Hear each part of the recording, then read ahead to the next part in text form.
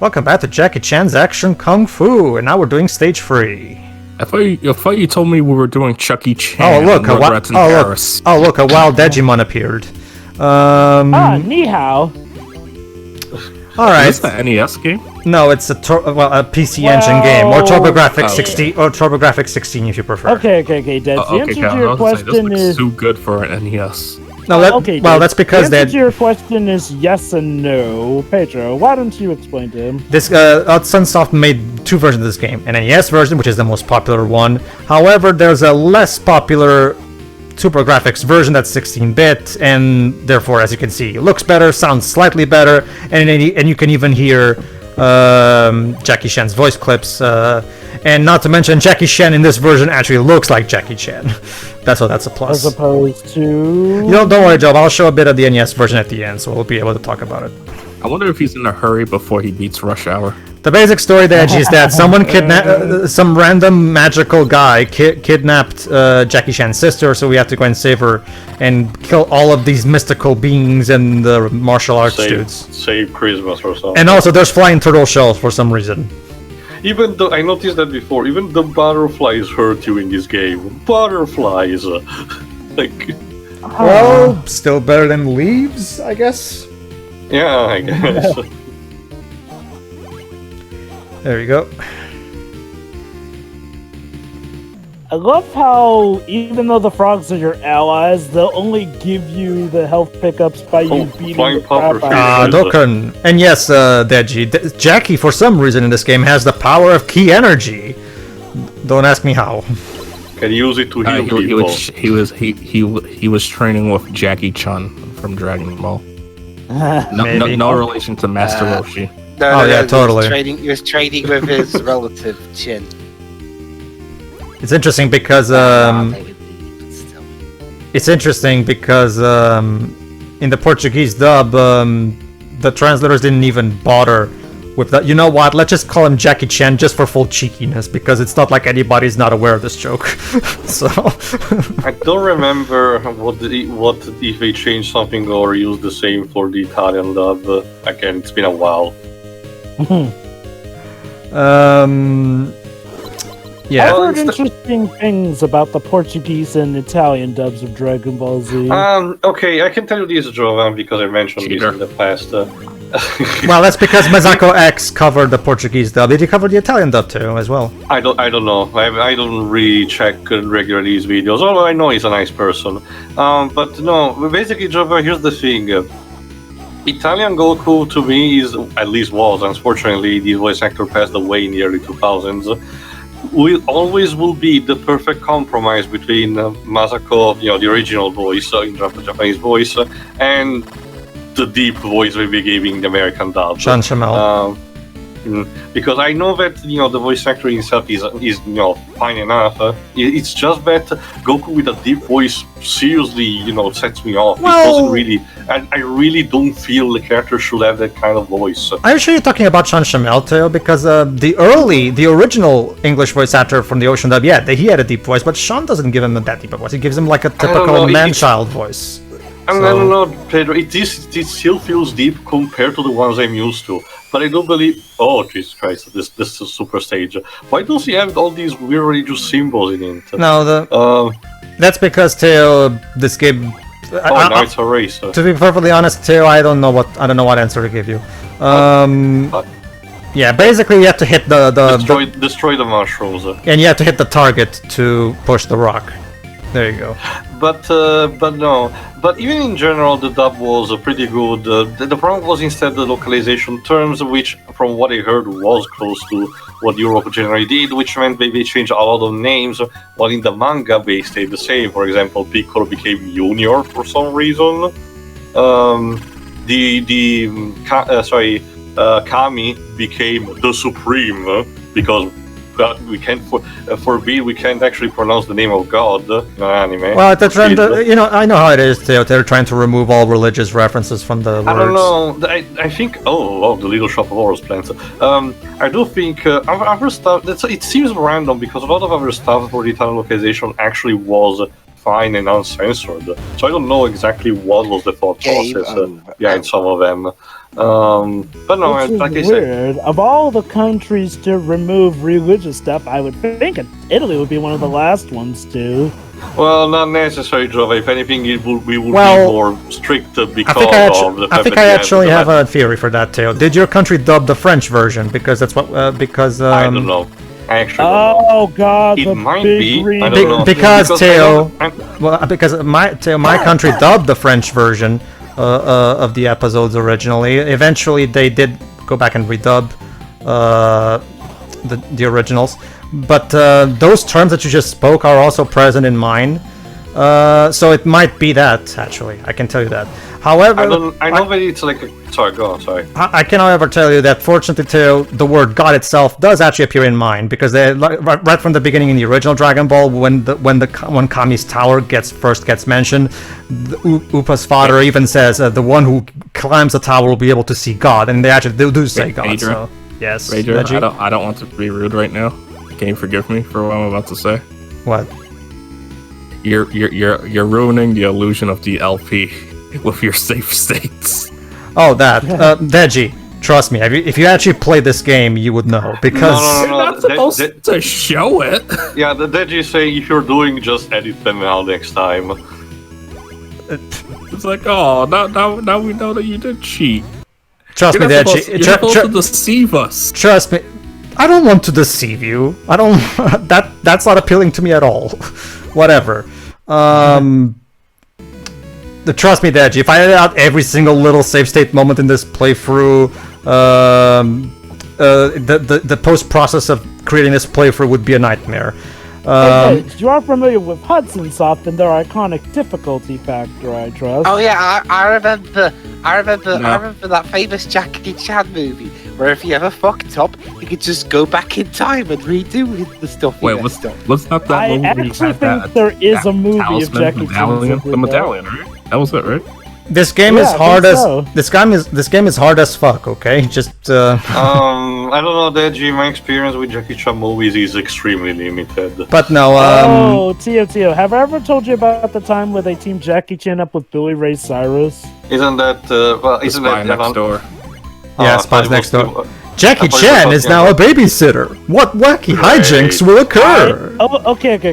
It's like Doug said. Trend kind of started with, what was that Arnold Schwarzenegger movie? A Kindergarten Cop. Yeah, Kindergarten Cop. Yeah. This badass actor who suddenly, when he or she goes up against kids, suddenly is in for the challenge of their lives.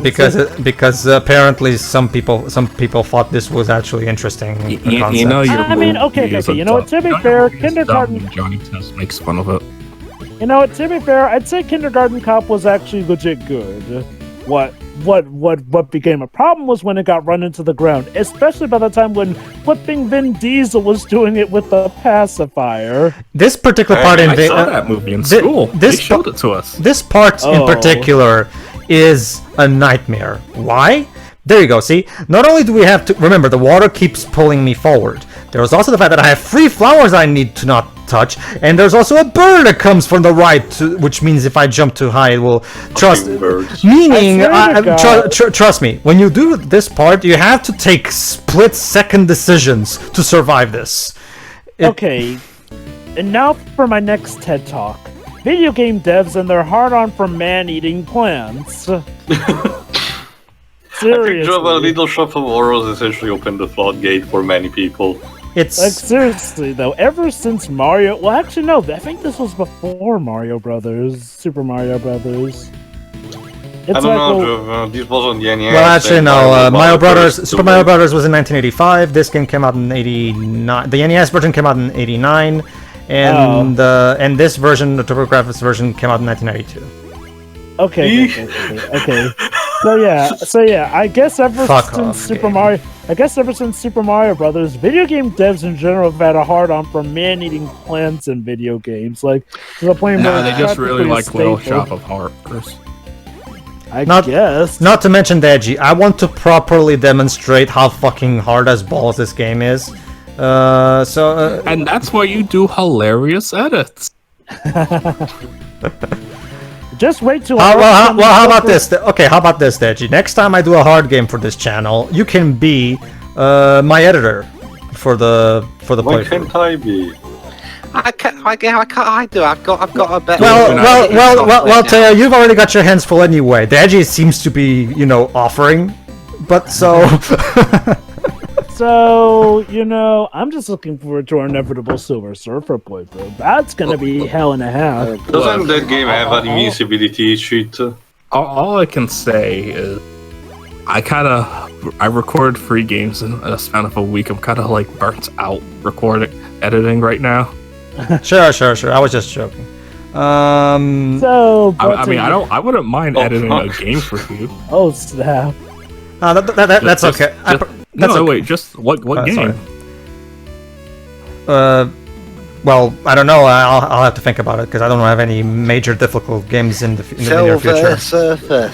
No, it doesn't have to be difficult. Dwebs, if I did Silver Surfer, I would use cheats anyway because that game is little. I don't want. I actually want to play that entire game without losing all of my hair. So. So pretty much me 2003 because I was like, no, I'm good. That game was not made for a normal human being to consume. Clearly. And yet somehow people did it back in the day. Wait. Apparently you can't jump on the turd. It's because it's an orange one, which means it's bad. Actually, I don't remember what company was behind the Silver Surfer NES video game. I don't remember. Let me check. Let's find out. A bunch of masochists who play tested it, and by the end they thought, shit. you know what this game needs? It needs a hard mode. Because if there's one thing this game needs, it's to be harder. Oh, Acclaim. Acclaim Studios Manchester. Acclaim, the same people. But before they were called Acclaim Manchester, back then they were known as Software Creations. Yes. Oh boy, good old Acclaim, because They developed games from the Commodore 64 era up until the PS2 GBA era. I wonder, was that the same division of Acclaim that made the Bubsy Jaguar game? Because that would explain so much. No, that's Accolade, Jova. No. That's different. It boils down to this, the Dwebs. It's the same thing I said when I also did use cheats in 13.2 for a specific boss that's complete bullshit like me and Teo described in that playthrough. If the game's not going to play fair, why the fuck should I? Good old 13.2. The game that pretty much the slaps in your face. The developers of Bubsy on Jaguar was another British company called Imagitech Design. Ugh. But they also made Tempest 2000, so... Redemption, I guess. Well, Hey, to be Kappa. fair,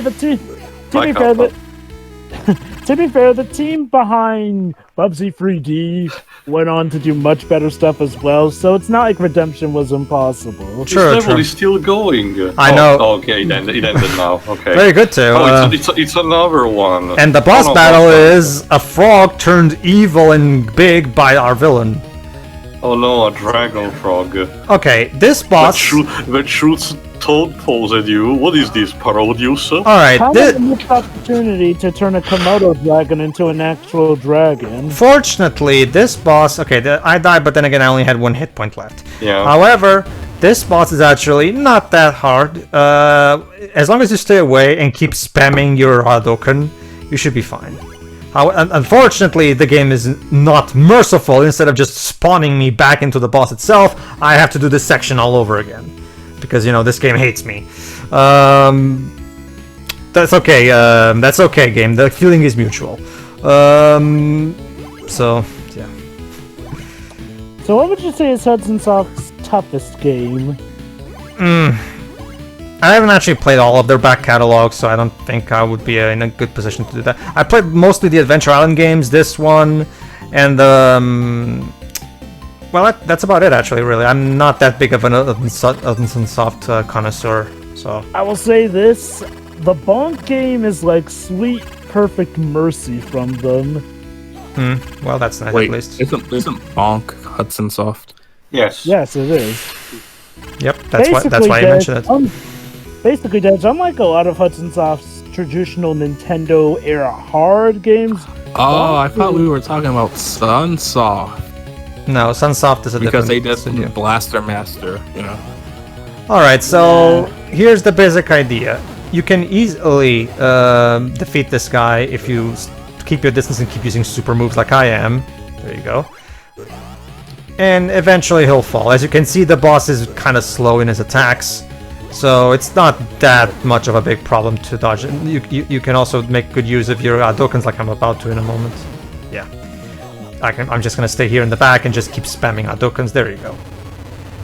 So there you go. Fortunately, this is one of the easier bosses. You can still get to the ball from the frog. Cute. Definitely easier than the second level's boss. Alright, level 4. The long road ahead. This way? And now we have to fight A monkey. Sun Wukong. the monkey. Apparently, I think it's the monkey warrior from... but you know what I'm gonna do? I'm gonna do my usual strategy. I'm going to restart the game and just use the level select code again, because that's the best way to get through this game. What's the Sailor Moon game that was in the save state? Oh, that the arcade one that we did. No. That's the visual novel too. It's that visual novel you showed me, Dwibs and Shuri, that time ago. Yes, it's one of those that is one of those old Japanese games that people have always wanted to, but it's remained without a fan translation up until this year. So. Oh, so literally got fan translated this year. Yes. Cool. There you go. See, he actually looks like Jackie Chan in the more deformed version of it. Indeed. Hold on, I think I missed. Okay, never mind. It's fine. Vector Man. Yeah. Could you give me a time, please? Go to 17:15. I'm at 17 right now. Does that work? Yes. Okay. All right, just we're gonna hit click right about now. Thanks. So yeah, we seem to be on Snake's Way. That was I get it. all right. That was a mishap on my end. I apologize, audience. But we're on level 4 now. The road ahead, maybe. Who knows? But yeah, to continue what I was saying before, localizing animes in my country was weird. Well, for manga, we were actually, more focused. That's why I mentioned we kept having those exclusive deals, like with Fist of the North Star, for example. And when it comes to the actual animes, localization and how they were handled it was a bit randomic. For example, Detective Conan, while mostly localized just for TV, I don't think we really have many DVDs releases here, but it was heavily censored with Ultra Wave Blood, so we could actually stream it for a broadcasting hour that was suitable also for children, which is ludicrous. It's a crime series, treat it with the respect it deserves. If it helps you too, by the way, since you're talking about that, we didn't actually use the Supreme one as the actual term. We used the all-powerful, which of course is one of the many terms that's usually used to describe God anyway. Not that there was a problem with us saying the word God, because that's literally how they first say it when they mention him anyway. It's just that I guess they didn't want to I guess they wanted like a more, like a more, like neutral name for him maybe. But that's really it. As for what you have said, Jova, it still feels. That's right. Wait, what's Woodman doing here? I don't know, Jova. That's a thing, Jova. In that little picture, he's made of wood, but in here he's made of plastic. It seems. I don't even know what the hell these things are. Metal. It reminds me of fire hydrants. It reminds me of Mokujin from Tekken. If I mention that this game is fucking weird. It's also soft on Japan. Yeah, it makes sense. There you go. But no, to answer your question, Jova, yes, you might have heard maybe from Masako X's video, because he actually did make a review of a video talking about where he even interviewed Portuguese Vegeta's actor and everything. Ah, yes, the one where Vegeta refers to Goku as a white whale dick. Yes. Well, that's the thing, Jova. See, here's the thing. As you know, Goku's real name is Kakarot. And that word is very similar to the term used to describe that in Portuguese. So as a little joke, as in like they put that in because because as like kind of a little joke about it, basically. That's basically why they mentioned that. Yes. And now there's the boss, a random kung fu chick that I don't really know who she is. Maybe Jackie Chan. Every game wanted to have one Chun-Li, then the Pooh sisters in the Strider, for example. Who was that? Sorry? No, who just appeared, because it just... It's like, is this evil Jackie Chan? If you were a woman, I guess. There was that playable character in Red Earth, one I think also in Battle Circuit. Capcom actually had a lot of these. Mm-hmm. It's basically. Oh, I'm not Jackie Chan. I'm his evil clone, Jenny Chen. Now the reason. Not Java, but it was a tiger. What? So it was a tiger disguised as a woman this whole time. Don't ask me. I ain't got a clue. Have I mentioned this game is weird? Yes. Well, I did, but yeah, now you're mentioning. Whatever. The point is, no, Joe. The main reason for that is because my particular dub was a localization in every sense of the word, as in like a lot of terms were replaced to terms that make more sense for a Portuguese audience. Like it's a true localization in every word, in the sense that it makes it palatable specifically for a Portuguese audience. Where, for example, ZTV, which is the TV channel from Dragon Ball Z that covers the Cell tournament, in the dub they changed it to an actual Portuguese the actual Portuguese network that aired the anime and still airs it to this day. So that's a cute little in joke, basically. But it's something along those lines where, like, whenever there was some kind of Japanese term, we would replace with some kind of Portuguese equivalent. That would make it more easier to understand. So from what I've heard, a lot of people say it's like the infamous like onigiri in Pokemon replaced with a bagel. What was it? You mean the rice cake being a donut? Yeah, that. No, well, that's a thing too. I would argue that's way more egregious because the actual rice cake is right there on screen, so it's so which is okay. Okay, correct me if I'm wrong, but I'm pretty sure Americans know what a fucking rice cake is. So it's like what they say in Yu-Gi-Oh! Bridge. You see this rice cake. Now it's a burger, and now it's a cheeseburger. You see, it's the accent America. It's like in Yu-Gi-Oh! Bridge. I need to go to the bathroom, but the lady that dubs me won't admit it. What? You mean kids can't hear a character saying I have to pee? Come on, 4Kids. That's just ridiculous. 4Kids was okay. Look, I will admit, we do owe 4Kids quite a bit for bringing a lot of anime over to us. Some that would not have been possible without them. And sometimes they actually did. Yes, it wasn't as often, but sometimes they did make legit improvements to the stuff that yeah, were dubbed in. Let me give you an example. The fourth Pokemon movie in Japan, and like people didn't get the ending, so 4Kids offered to put in some money so they can have a more clarity about it. Yeah, didn't they also actually ask to add like an extra scene with Jesse and James in it? That was for that. It's like yes. You're thinking about the fourth movie too. Yeah. So the Pokemon Forever movie. We still have to do that. They too. admitted yes.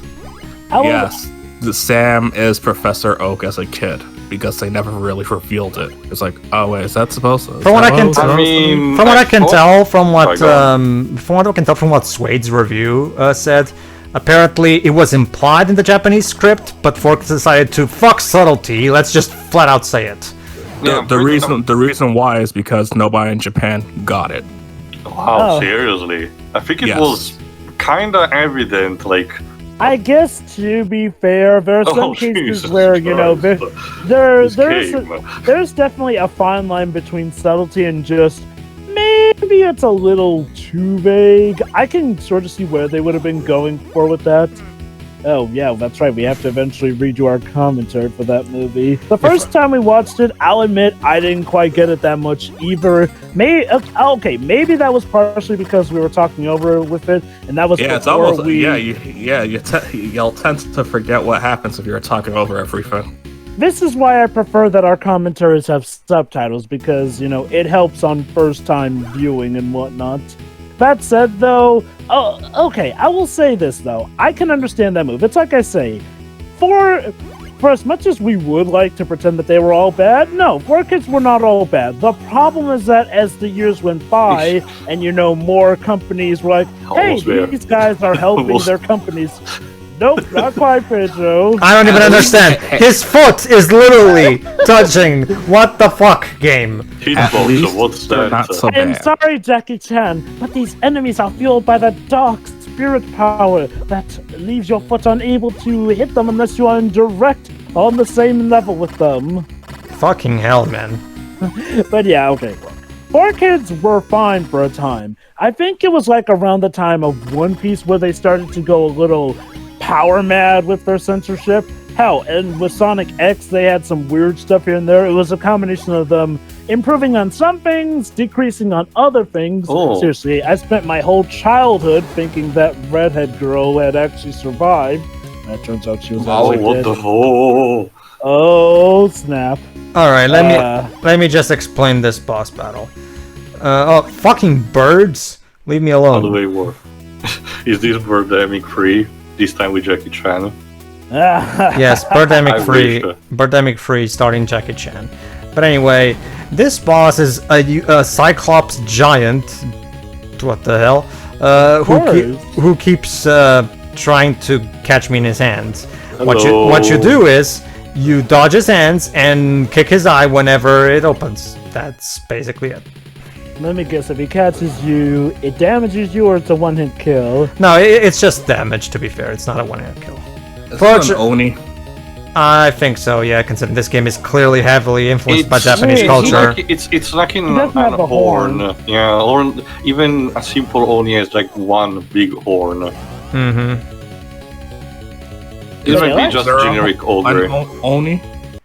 Sorry? Bowser. Is he one? Bowser? No, Bowser's a Koopa. Yeah, wasn't Bowser more based on some kind of mythical turtle, since Japanese love turtles in their mythology? I guess Fusion of turtle and dragon. The closer I get is it could be fusion between Soryu and Genbu, I guess. That's probably what happened. Anyway, go ahead, Jova. Like I was saying earlier, 4Kids, for the most part, were fine. Sure, we had some silly stuff like the invisible guns, the donut as rice cake or whatnot. But for the part, they did do their job proper and actually introduced quite a lot of anime that otherwise would not have been able to come over. The problem was, again, by the mid-2000s, where they were getting way too crazy with stuff, and, well, it's like the Yu-Gi-Oh! Abridged series put it. With One Piece, they chopped it up into pieces to the point where even its own creator didn't recognize it. Not just I'll never forget what in the Arlong arc where Nami is supposed to kill Usopp. The 4Kids that ruined it by Nami whispering, "Usopp, give me your rubber sword." As a kid, I thought I didn't know any better, but then when I got to high school and watched the Funimation dub, I was like, "Oh my god!" So that was supposed to happen. I was like, this feels a lot darker than I remember. And then my brain just automatically was like, wow, 4Kids really butchered. There we Kind go. of like how I feel about a few things in Sonic X, especially It's where... alright. Well, Sonic X wasn't good, so who cares? Well, Remember that Sonic was never good to begin with. No, that's not what I'm saying. Can we not start that, please? I'll just put it like this. I know, sorry. Sonic X was pretty weird when of all things they tried to censor was Maria's death. Despite the fact that that was not censored in the actual Shadow the Hedgehog game. That's the thing, Jova. Even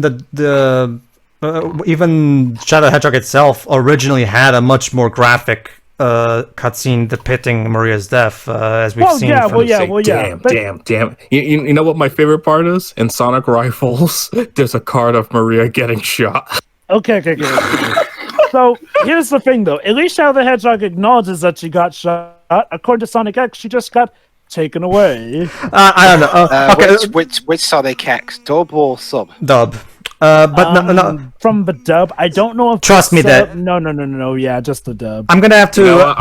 I'm gonna check it right now. Which is odd. I mean, hold on. Let's finish this first. See you for the next part, everybody.